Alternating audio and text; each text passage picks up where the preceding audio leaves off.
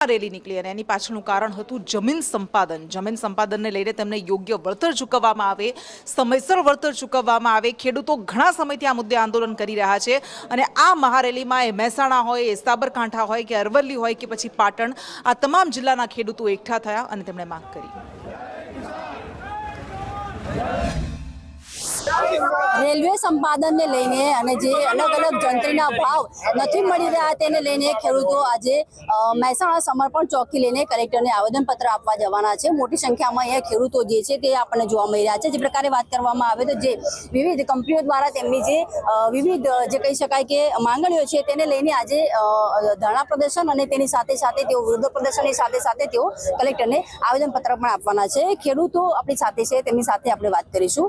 शुं कहेशो अमराभाई, क्या प्रकार की तमारी मांगणी छे अने शुं शुं रजूआतो छे? अमारी बेन मांगणी आ तो वर्षोथी चाली रही है। अमे खूब रजूआतो करी छे, आंदोलन कर्या छे, पण सरकार श्री मानती नथी।